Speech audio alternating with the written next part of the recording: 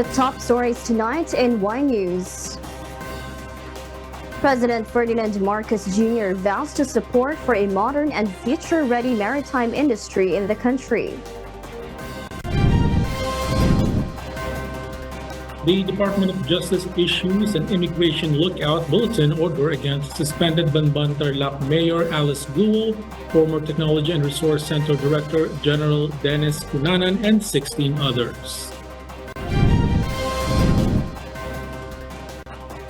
The House Committee on Human Rights formally invites former President Rodrigo Duterte and Senator Senatore Dela Rosa to the next hearing regarding the anti-drug war of the Duterte administration.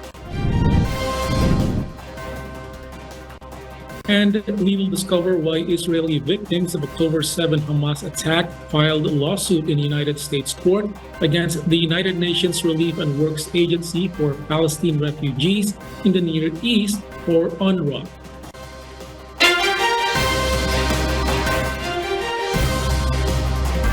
Good evening, Philippines and the world.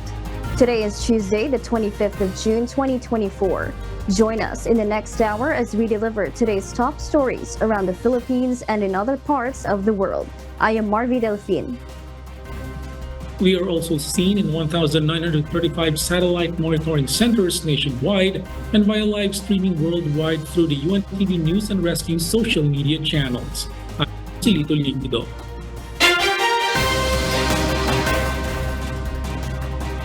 First in the news. President Ferdinand Marcos Jr. has expressed solidarity with the Day of the Seafarer celebration. The chief executive promised that the government will continue to take steps to develop the maritime industry. Nel Maribuhok reports. President Ferdinand Marcos Jr. vowed on Tuesday, June 25, his support for a modern and future-ready maritime industry in the country. PBBM made this statement as the world celebrates the Day of the Seafarer. He assured that the administration, through the Department of Transportation or DOTR, will continue to advance the country's maritime industry and secure the best interests of all Filipino seafarers. According to PBBM, to reach this objective, his administration recognized the role and efforts of the Maritime Industry Authority or Marina by promoting a highly skilled and competitive maritime workforce as well as adopting an effective and efficient maritime administration governance system. President Marcos likewise recognized the achievements and contributions of Filipino seafarers, which he considered the best in the world in driving the growth of both the international shipping industry and the global economy. Day of the Seafarer is an annual celebration organized by the International Maritime Organization to recognize the contribution of seafarers to people's everyday lives.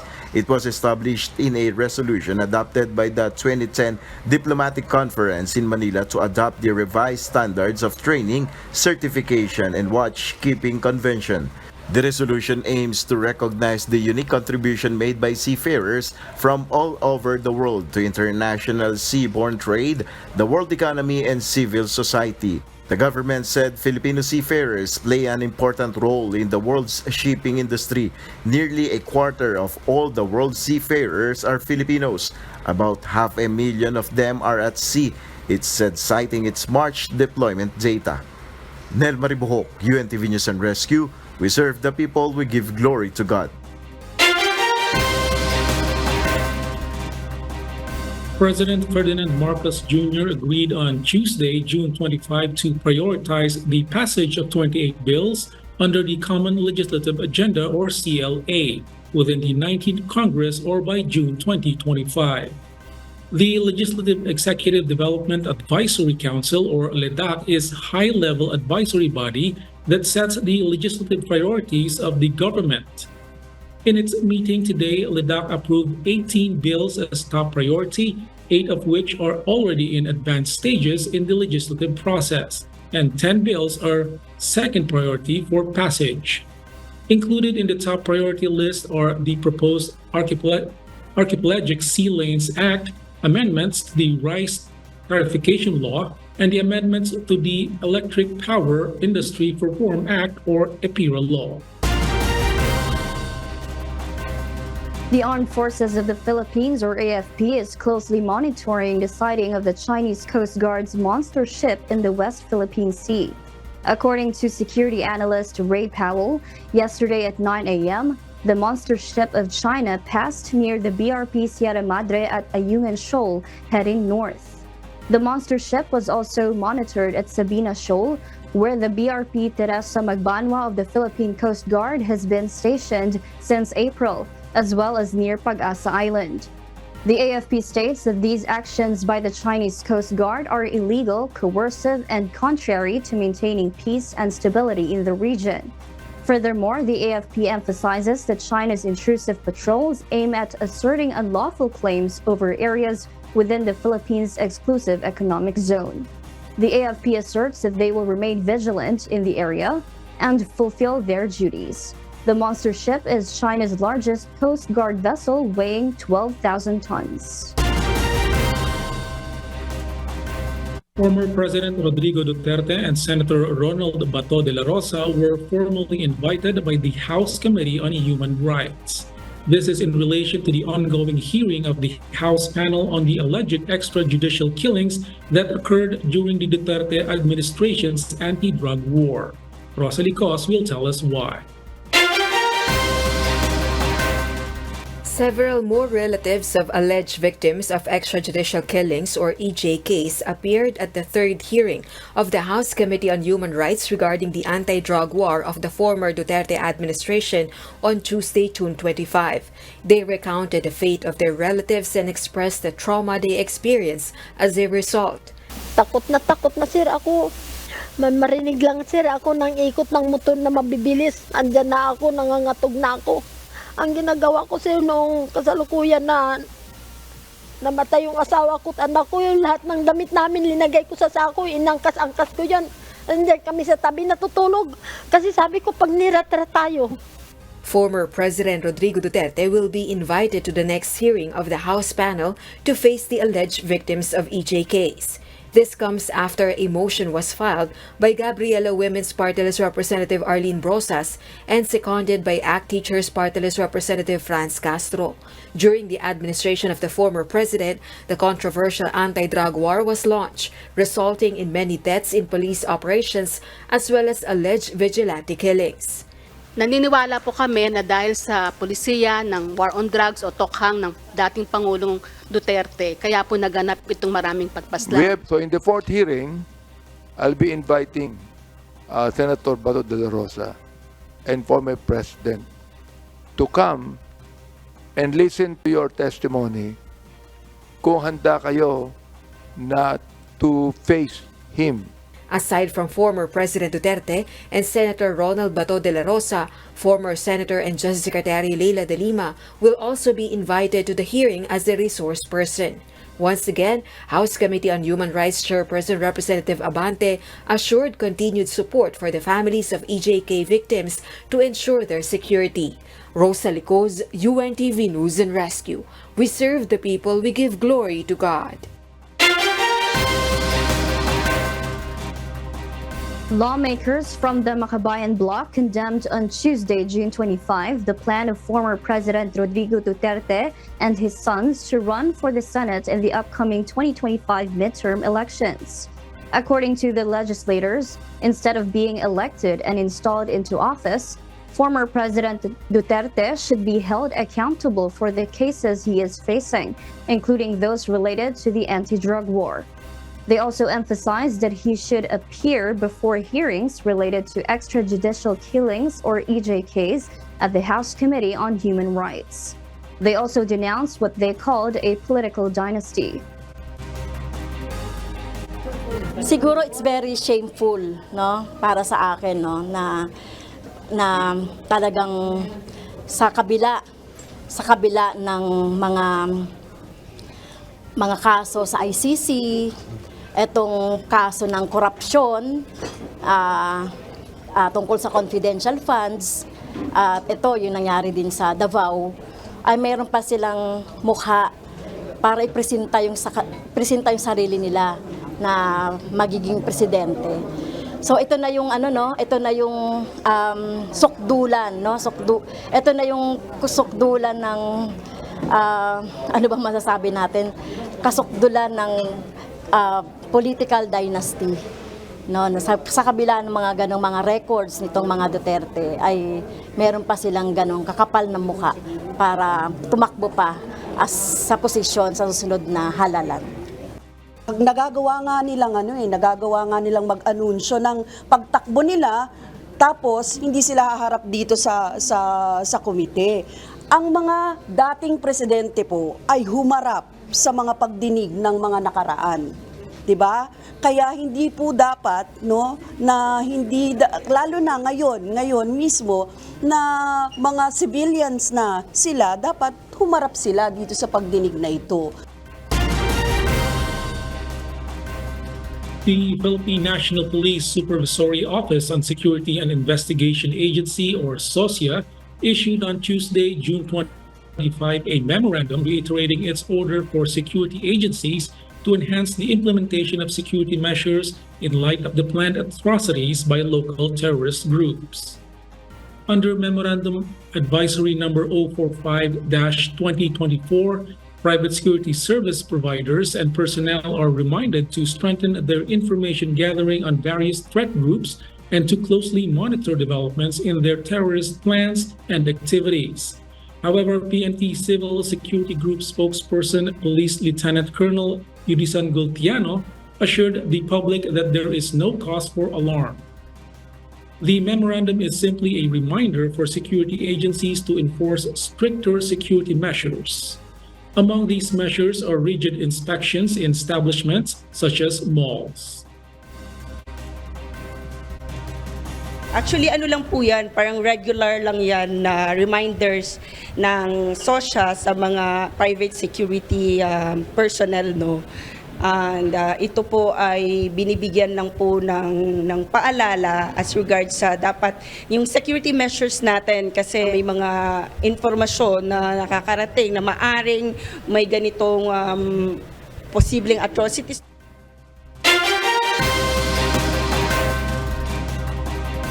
And for the news abroad, the United Nations Relief and Works Agency for Palestine Refugees in the Near East, or UNRWA, has been sued by Israeli victims of October 7 Hamas attack in United States court.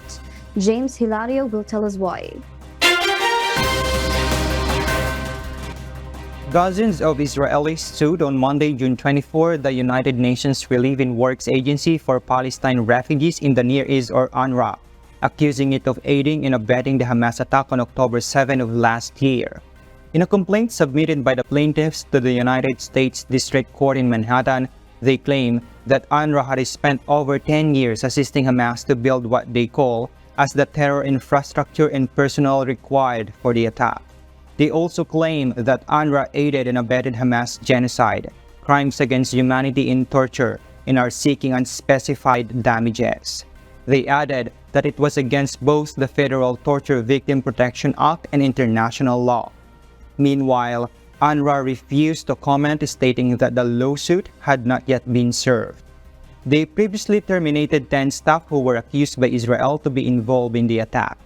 The UNRWA Commissioner General Philip Lazzarini, as well as other current and former agency officials, are among the defendants.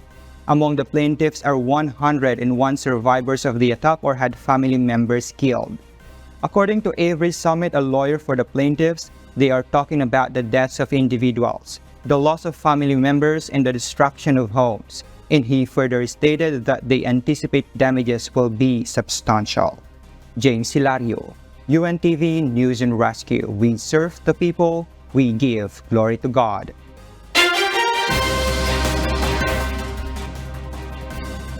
We'll share more global stories with you later. For those watching our live streaming on YouTube, please click the subscribe button you see on your screen and ring the bell for notification. You may also follow us on Facebook, Instagram, and TikTok. The Department of Migrant Workers seeks ample time on the right to refuse sailing for Filipino seafarers. This amid the series of attacks by Houthi rebels in high-risk zones. Asher Cadapan Jr. details why. Some Filipinos have not been given proper amount of time to exercise the right to refuse sailing amid threats of attacks by Houthi rebels, particularly those on board cargo ships traversing Red Sea and Gulf of Aden. The Department of Migrant Workers, or DMW, receives such reports while the agency intensifies measures to protect Filipino seafarers. With this, Migrant Workers Secretary Hans Leo Cactac assures stringent implementation of the right to refuse sailing by seafarers on high-risk zones. We will find out in terms of the timing or the proper notice and opportunity for our seafarers to exercise the right to refuse sailing, because we have received some reports that some of our seafarers were not really given an adequate amount of time to exercise the right to refuse sailing. Secretary Cactac further says they are looking to improve the measure of exercising seafarers' right to refuse sailing. Since its implementation in March 2024, 78 Filipino seafarers have already exercised such right. In addition, the DMW prohibits Filipino seafarers to board vessels of the 3 ship owners that had major attacks by the armed rebels. We will take action with respect to the principals or ship owners who had been involved in at least the 3 major attacks: Galaxy Leader, True Confidence, and Tutor. At the very least, the 3 principal ship owners, and we therefore will no longer process or allow the boarding of seafarers on board these 3 principals or ship owners who had been the subject of an attack. Asher Cadapan Jr., UNTV News and Rescue. We serve the people, we give glory to God.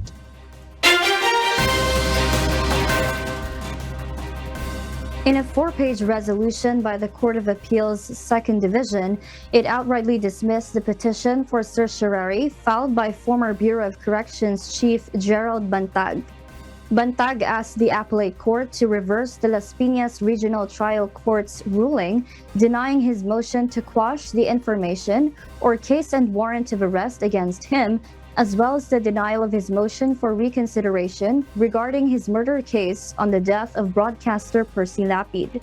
The court said in a Supreme Court ruling, only the Office of the Solicitor General, or OSG, may bring or defend actions on behalf of the Republic of the Philippines or represent people or state before the High Tribunal and Court of Appeals. The dismissal is based on the nonconformity of the procedure. Bantag argued that he was an official of the government, thus only the Sandigan Bayan has the jurisdiction over his case. The Commission on Elections, or COMELEC, and SMS Sequent Joint Venture has signed the contract for the 2025 Internet voting on Tuesday, June 25. The system provider, meanwhile, assures the data and ballot privacy in the online polls. Dante Amento tells us why.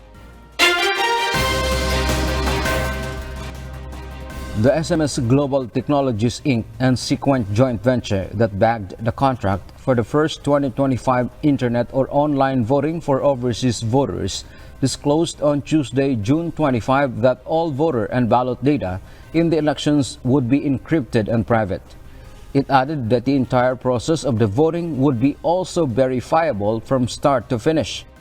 The kind of system that we are going to use in these elections is a system that is end-to-end verifiable, which means that the votes are encrypted, they are private. Sequent Chief Technology Officer Eduardo Robles said that the online voting system includes a feature that would allow to verify whether the vote cast is properly counted. This means that you can check, in this case, that the cast ballot is correct, at the same time that the privacy of the voter and the privacy of the ballot is maintained. SMS Global Technologies Inc. also said that their system is a product of technology experts. The cryptography being used is done by leading cryptographers in the world, which is part of the Sequent advisors. And we are confident that not only is it end-to-end verifiable, it is end-to-end encrypted. Sequent Company has been serving in the elections for different countries, such as Spain and Canada, among others, within its almost 30 years of existence. Meanwhile, the Commission on Elections or COMELEC clarified that all votes in the internet voting would still be counted and canvassed in the Philippine consulates or embassies abroad. Subsequently, the results will be forwarded to the different concerned agencies or stakeholders such as NAMFREL and PPCRV for verification. Yung counting mangyayari pa rin sa mga post natin. Yung canvassing mangyayari pa rin sa mga post natin. And therefore, kung ano yung produkto sa counting, matatransmit pa rin sa lahat ng entities na binabanggit natin.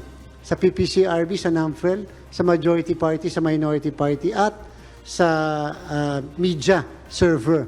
Nakatransmit. Dante Amento, UNTV, News and Rescue. We serve the people. We give glory to God.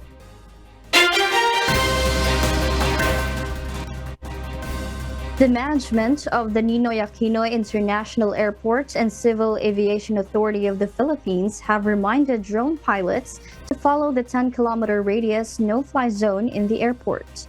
JP Nunez details why. The Ninoy Aquino International Airport or NAIA has recorded at least 10 unauthorized drone activities last 2023. Of this number, 4 were reported on the first quarter of 2024. According to the Civil Aviation Authority of the Philippines or CAAP, it poses danger to aircrafts. If the drone crashes to the engine of an airplane, it needs to return to the airport. Flights of passengers will be delayed. Well, if it hits the fuselage of the aircraft, very minimal lang. No, but if it hits the engine, then that may result into a catastrophic event. According to CAAP, some reported unauthorized drone activities are considered near miss to an aircraft.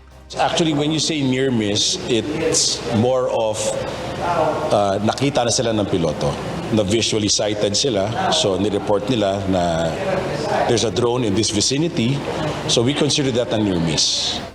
CAAP said, identifying owners of drones are challenging as when it flies, sometimes it is not visible. That is the hardest thing to do. Now, since it's remotely piloted, you wouldn't know who's flying it until you actually catch them in the act of flying. NAIA and CAAP reminded the public to follow the 10-kilometer aerodrome radius protocol. Flying of drones within this area is not allowed to avoid any danger to aircrafts which are taking off or landing in the airport. JP Nunez, UNTV, News and Rescue. We serve the people, we give glory to God.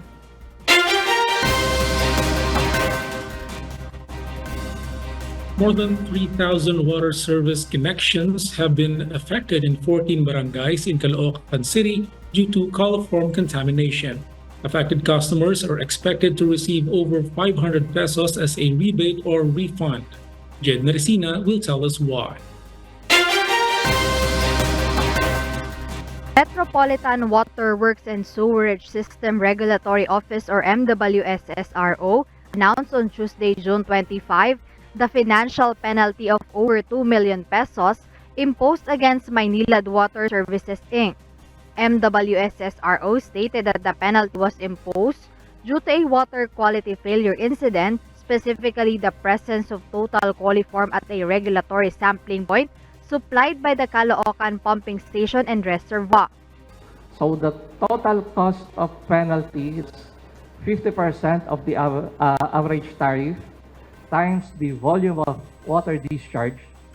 Total penalty for Maynilad is 2,038,396 pesos and 50 centavos. The fine will be distributed as a rebate on the monthly bill of the affected customers. A total of 3,841 water service connections were affected in 14 barangays of Caloocan City. To get the rebate for each customer or for each affected water service connection, we divide the 2,038,396.5 by 3,841 affected water service connections. then we get 530 pesos and 69 centavos.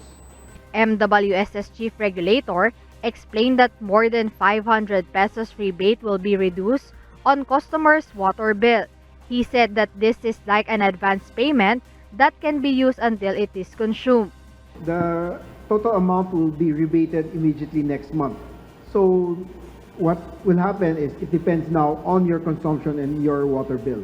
If your water bill is 500 pesos, then the entire 500 pesos, the total 500 pesos will be deducted from your monthly bill. If your bill is like 200 pesos, then you have another 300 so-and-so for the next monthly bill and so on until you consume it.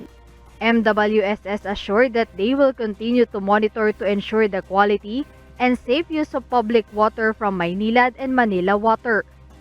Jed Neresina, UNTV News and Rescue. We serve the people. We give glory to God.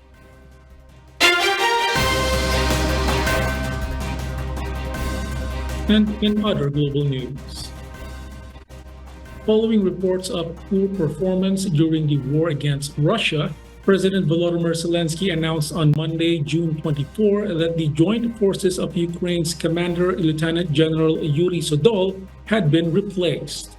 President Zelensky did not provide a reason for the replacement with Brigadier General Andrei Natov, which he shared in his nightly address online.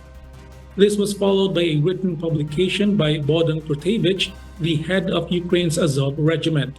It was claimed that the unnamed general's action had caused military setbacks for Ukraine, the claims pointing to Sudol.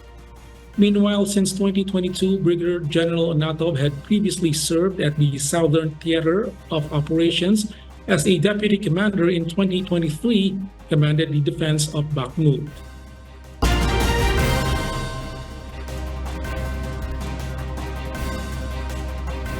In the wake of the ongoing conflict in Gaza, the displacement of residents has become a grave concern for aid groups who warn that the health of children is severely impacted. Adding to the distress, fears are mounting over the increasing number of missing persons following the recent turmoil in Rafah. Early Briones tells us why. Malnutrition level among children in Gaza has reached an alarming level. International Medics Corps and its partners are now looking at creating a program called Find and Treat to see around 200,000 children, 5 years and younger, as soon as possible. From the ruined places, people in Gaza are now settling down in new areas where access to clean water and sufficient food are not assured. Thus, medics fear that there are many cases being unattended. Numbers of families were already coming to International Medical Corps Clinic in the Deir al-Balah Central last weekend. Staff assessed nutritional levels by obtaining arms measurement. Those children which were tagged with yellow band are the ones at malnutrition risk. The aid agencies under United Nations leadership roughly calculated that 7% malnourished Gazan children are probably malnourished and now on critical level. The malnourishment level among children is set on 0.8% prior the Israel-Palestine conflict. The north remains the worst area affected by severe hunger, and aides are very much anxious that famine could spread up to southern and central part following upheaval around Rafah that caused around 1 million people to evacuate and limited the already constrained supply flow through southern corridors. Early Briones, UNTV News and Rescue. We serve the people, we give glory to God.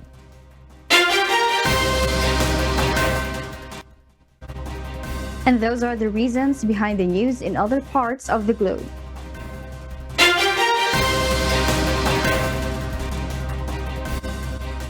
The Department of Justice has issued an immigration lookout bulletin order against suspended Bamban Tarlac Mayor Alice Guo, former Technology and Resource Center Director General Dennis Cunanan, and 16 others.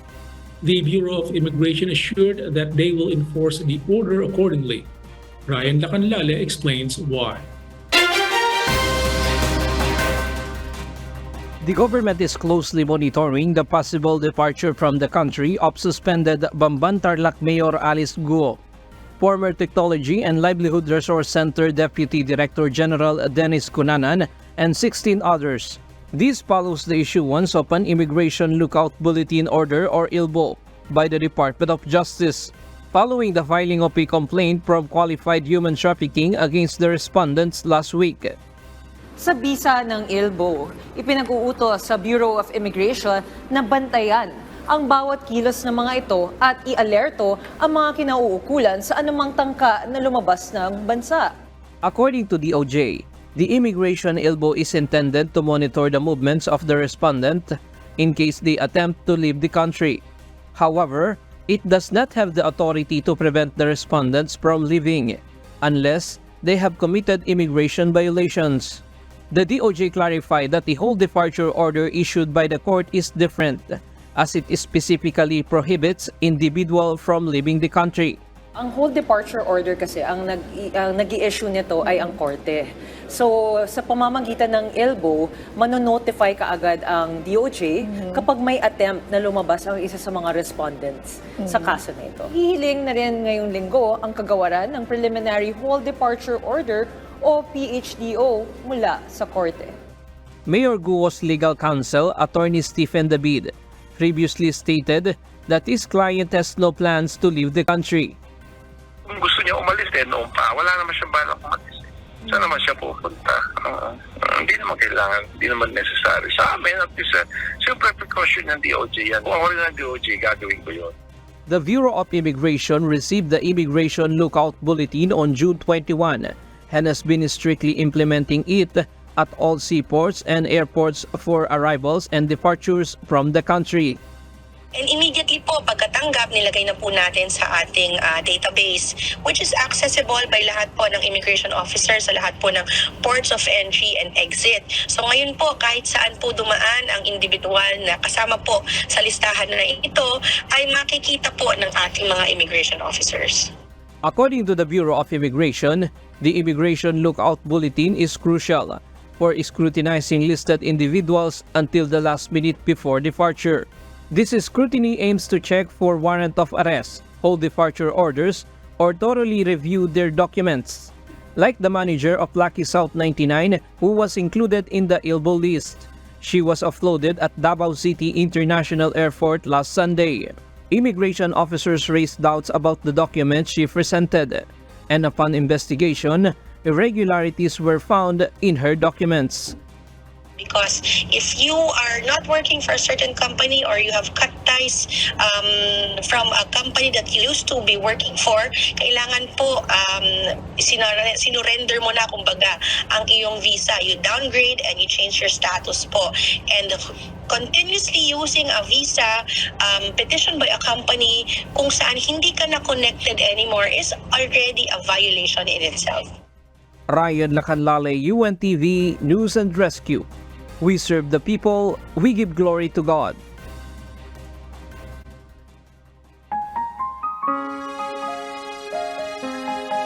And before we close, we will leave you with a word, giving glory to God. From the book of 1 Peter chapter 3, verse 17, it says, "For it is better, if the will of God be so, that ye suffer for well-doing, than for evil-doing."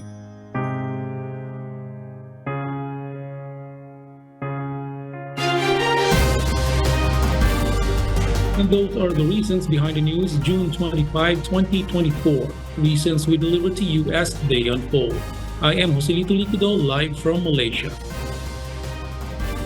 And because we need to know, we will always ask why. I am Marvy Delfin, live from Australia.